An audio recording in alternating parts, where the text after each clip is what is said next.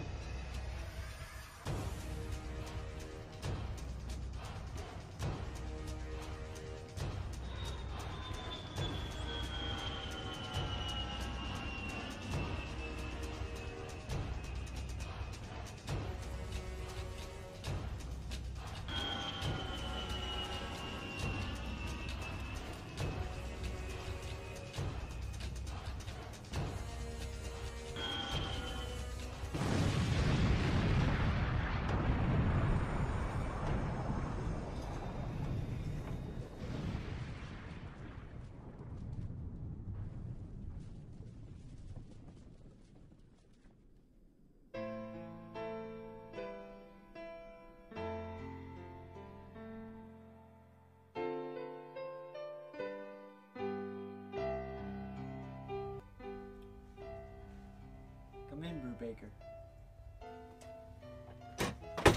Sit down, son. How does the Banshee take water? Alright, if you fly her in. Did you keep the tail down? Every inclination is to land nose first.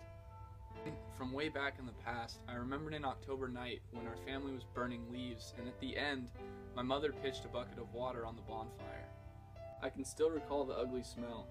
It came back to me tonight. I said, if I let water get into the engines, I'll smell it again. I edged the plane lower and lower, kept the engines up and the tail way down. When the nose finally hit, I was nearly stopped, but I was right. There was that same ugly smell. How is the helicopter? That kid in back deserved a medal.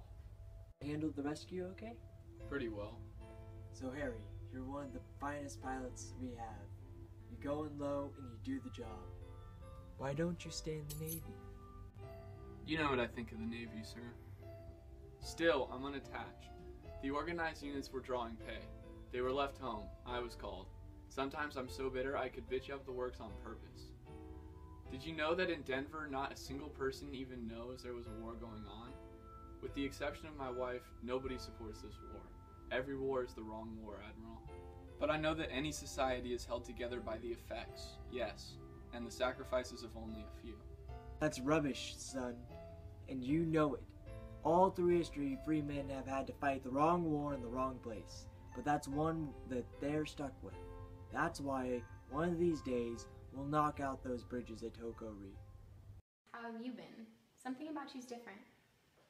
I've been thinking a lot lately about soldiers and the sides they fight for and who they are. Who are they? Nobody, and that's the thing.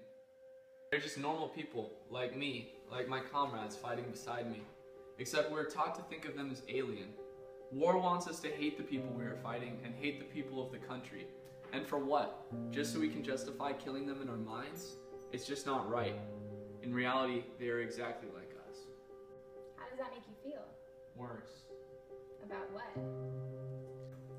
Everything. We think about what happens to us if we die, what happens to our families and our friends. It affects them. I know that if I die, it will hurt you greatly. It will hurt our friends greatly. Imagine that, but happening to every family that loses a soldier. Not just on our side, but every soldier in the world. It's just too much. Where does America get such men? Men that fly off our deck into enemy territory and come back sometimes and find us floating, a ship lost at sea, and fly down onto our pitching decks like lost pigeons in a storm. Where do we find such men? How do you explain to a wife that her husband has given himself up for his country? A wife with 2 children, that her husband has been killed in the line of battle in a country across the sea that she'll never see. How do you explain that?